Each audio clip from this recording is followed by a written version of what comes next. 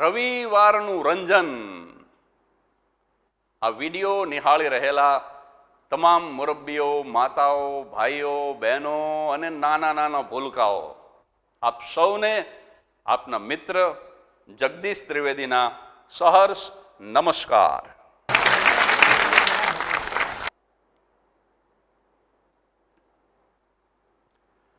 મિત્રો, ગયા રવિવારે વાંદરાની વાતો કરી હતી અને એમાં તો એવી મજા આવી, માણસોને એવી મજા આવી કે ઘણી બધી ફરમાઈશ આવી કે હજી વાંદરાની વાત થાય તો કરો. એક જણાએ તો એમ કીધું કે તમે છે ને આમ વાંદરાની વાત કરો છો ને તો વાંદરો જ પોતાની વાત કરતો હોય ને એવું લાગે છે.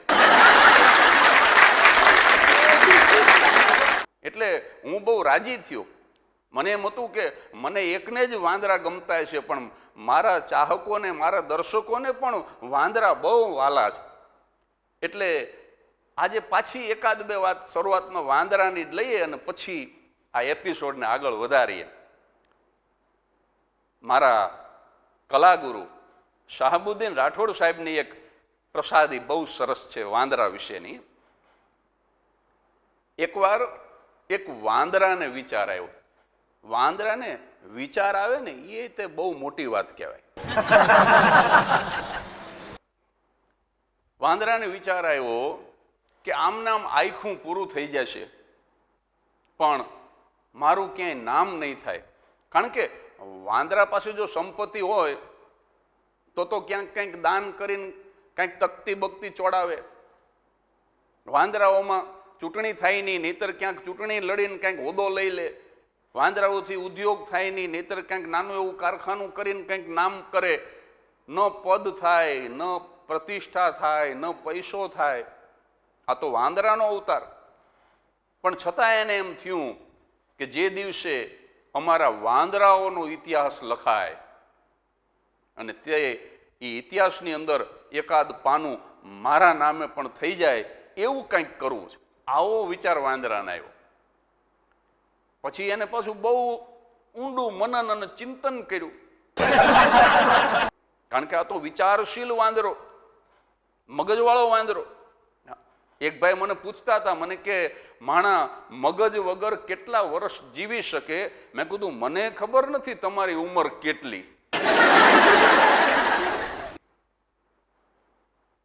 એટલે વાંદરાએ ઊંડું ચિંતન કર્યું, મનન કર્યું અને પછી નક્કી કર્યું કે એકવાર જો હિંમત કરીને સિંહને લાફો મારી દઉં, ઇતિહાસમાં અમર થઈ જવું.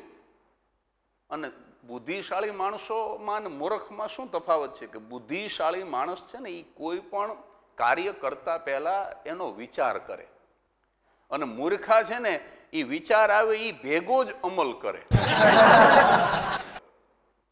એટલે વાંદરાને તો વિચાર આવ્યો કે જો સિંહને લાફો મારી દઉં તો ડંકો દેવાઈ જાય. એટલે એ તો સીધો અમલ કરવા માટે નીકળી ગયો. અને આમ જ્યાં જંગલમાં હાલ્યો જાય ને એક સિંહ બેઠો તો ડાલા મથો, મારણ કરેલું ધરવાહટ ખાઈને બેઠો, બીજાને ખવડાવેલું અને જોકે ચડી ગયેલો, હારીપટ પાણી પીધેલું કોઈ વહેતી નદીનું, અને પછી કોઈક ઝાડના છાયા નીચે હાવજ વનનો રાજા જોકે ચડી ગયેલો. મધ્યાહન નિંદ્રા આપણે લઈએ ને એમ નિદ્રામાં હતો. અને વાંદરાએ કીધું કે હારામાં હારો મોકો છે. અને ભાઈ પહોંચ્યો. મૂર્ખ માણસ તો તરત અમલ કરે ને. આમ સિંહની આંખો બંધ હતી ને જોકે ચડી ગયેલો અને વાંદરાએ ફેરવીને ફડાકો માર્યો.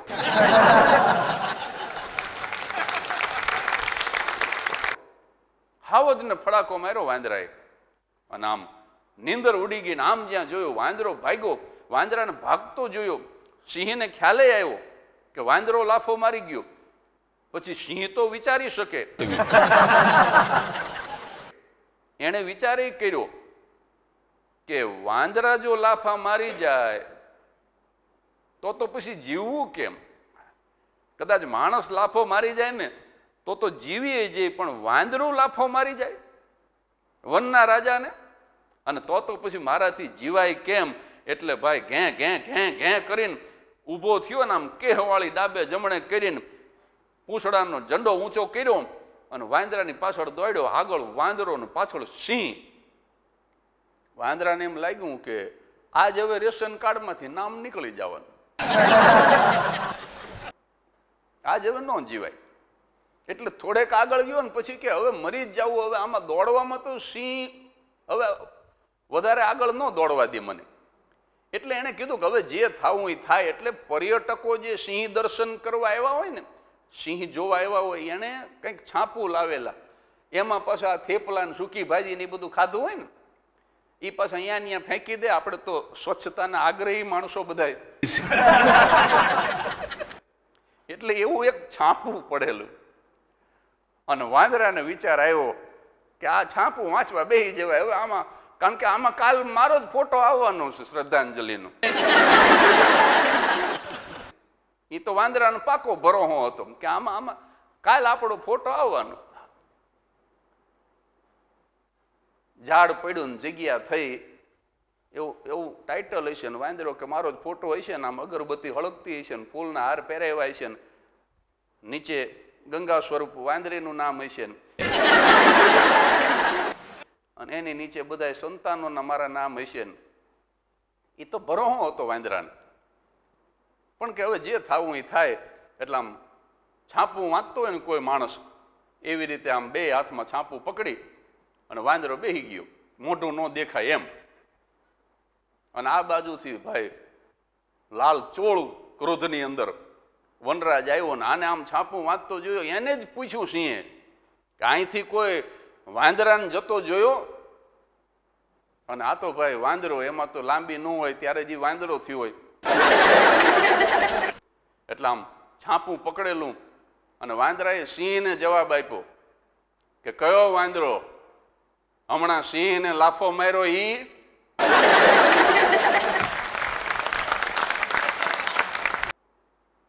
આમ જ્યાં વાંદરાએ કીધું કે હમણાં સિંહને લાફો મારીને ભાગ્યો ઈ, અને સાહેબ વનનો રાજા સિંહ જેવો સિંહ મોળો પડી ગયો, બેહી ગયો હાવ ધૂળમાં.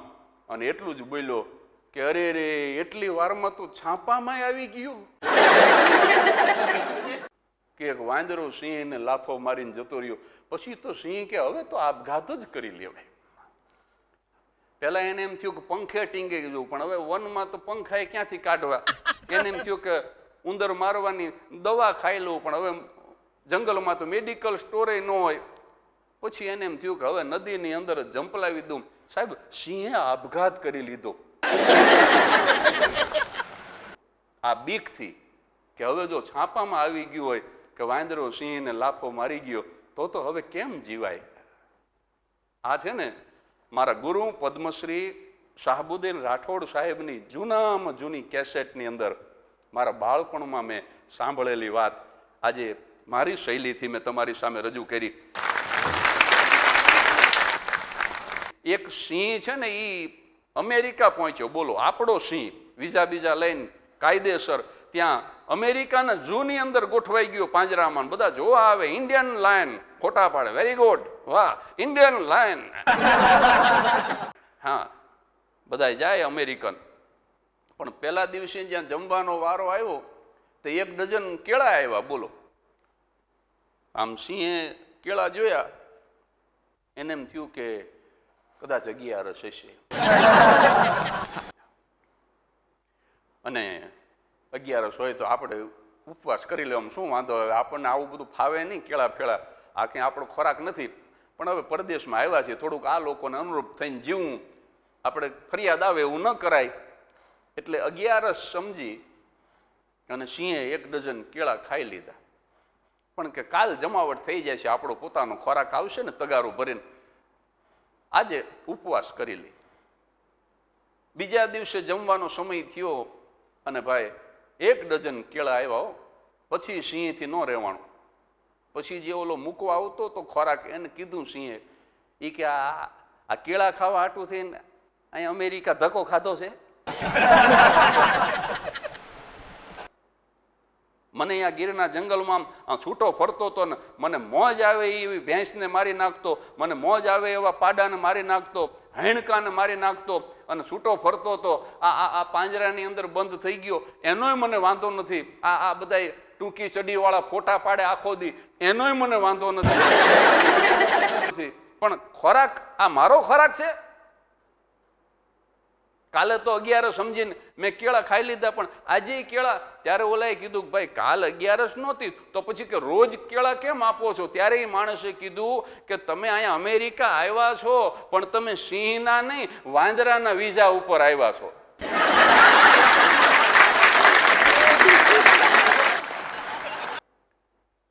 તમારા પાસપોર્ટની અંદર જુઓ જરાક, જે સ્ટેમ્પ મારવામાં આવ્યો છે ને એ વાંદરાના વિઝાનો સ્ટેમ્પ છે. સાહેબ વાત કેવી હસવા જેવી છે, પણ દરેક માણસે વિચાર કરી લેવાની જરૂર છે કે આ પૃથ્વી લોક ઉપર આપણે કોના વિઝા લઈને આવ્યા છીએ. આપણા વિઝા સંતના વિઝા છે કે શૈતાનના વિઝા છે?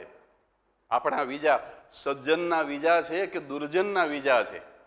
આપણે જે વિઝા લઈને આવ્યા છીએ, આપણે જે પરવાનો લઈને આવ્યા છીએ એને અનુરૂપ મારે ને તમારે જીવવું પડે સાહેબ. અને આ વાંદરાની વાત તો અહીંયા પૂરી કરી, કંઈક બીજી વાત કરીએ. એકવાર તો એક ઠેકાણે હું મહેમાન થઈને ગયેલો ને તો ઘરધણીના છોકરાઓ કે અમારે કાંકરિયા પ્રાણી સંગ્રહાલયની અંદર વાંદરા જોવા જવું છે. તે ઘરધણીએ તરત જ કીધું એ કે આજ ઘરે જગદીશભાઈ આવ્યા છે અને તમારે વાંદરા જોવા જવું?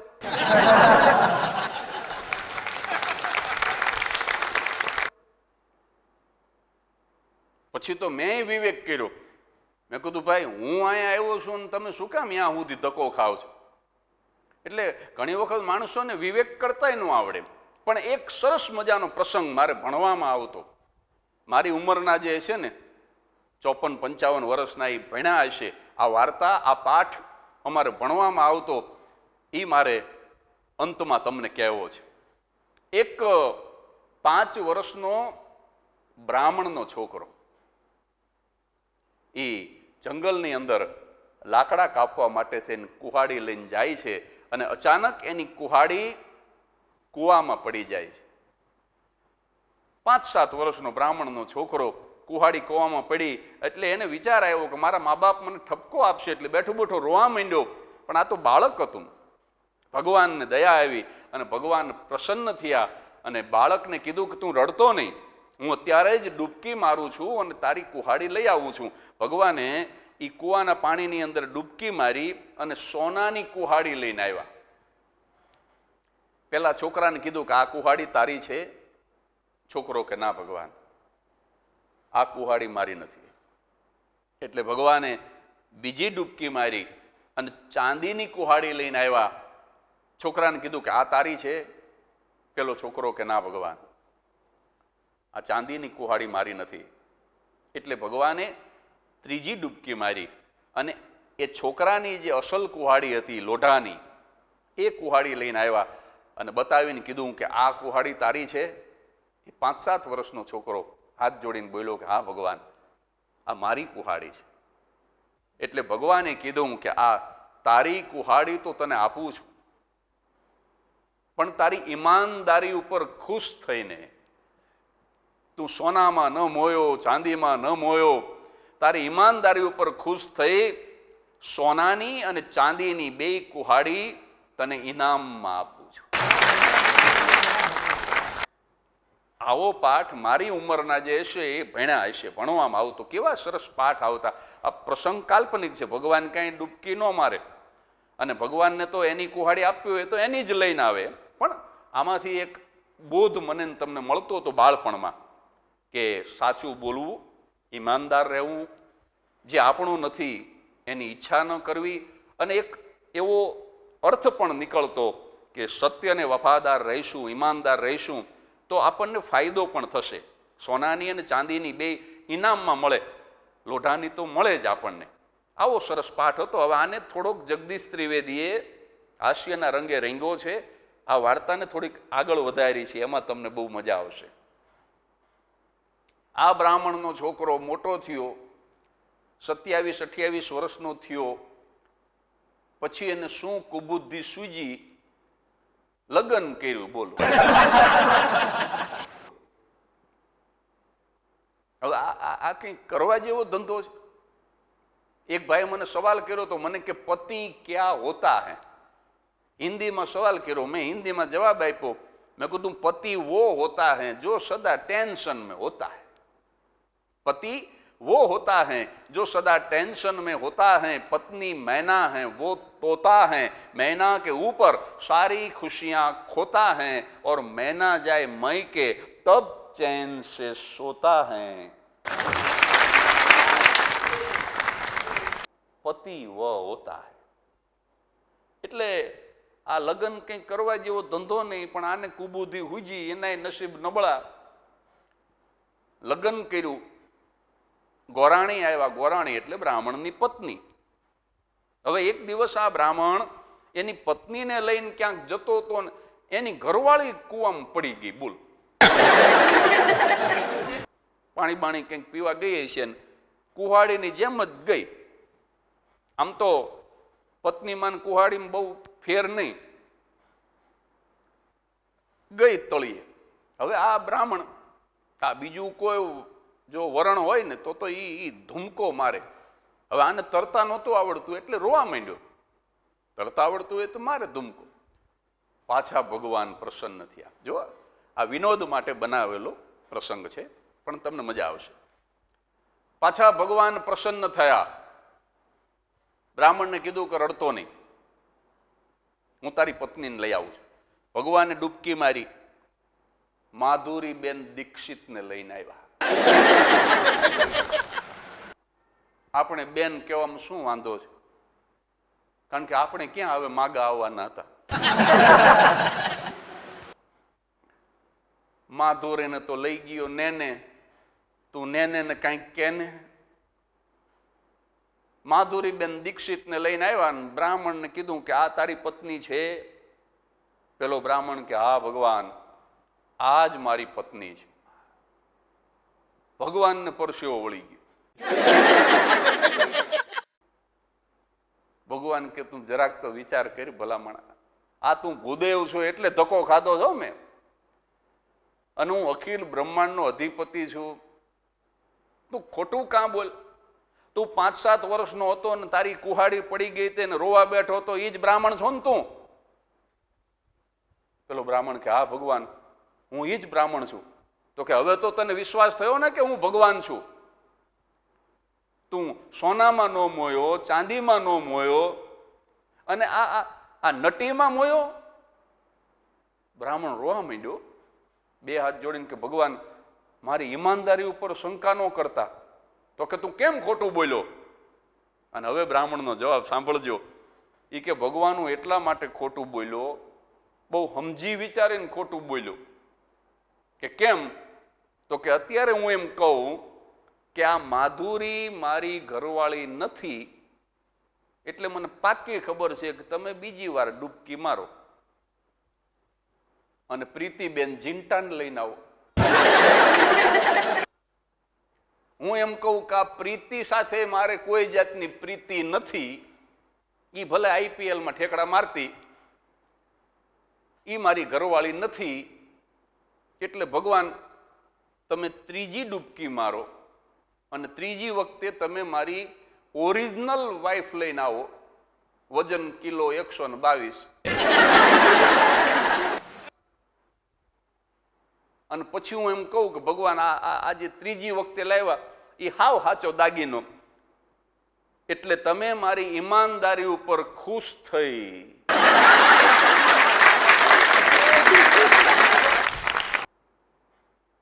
મારી ઘરવાળી તો મને આપો, પણ તમારી ઉદારતા એવી છે પ્રભુ કે આ માધુરી અને પ્રીતિ બે મને ઇનામમાં આપો. 1800 રૂપિયાના તેલના ડબ્બામાં ભગવાન એક ઘરવાળીનું પૂરું નથી થતું. આ અત્યારે પેટ્રોલના ભાવ તમને ખબર ન હોય, તમે અહીંયા સ્વર્ગલોકમાં ધુબાકા મારો છો. અહીંયા 104 રૂપિયા ખાલી 1 ચમચી પેટ્રોલ પુરાવું છું, 1 ચમચી. આ 104 રૂપિયાનું પેટ્રોલ, 1800નો તેલનો ડબ્બો, આમાં ભગવાન એક ઘરવાળીનું પૂરું નથી થતું તો 3 નાખવી ક્યાં? એટલા માટે મેં વિચાર્યું કે માધુરી તો માધુરી, ભલે એમાં જિંદગી અધૂરી રહી જાય.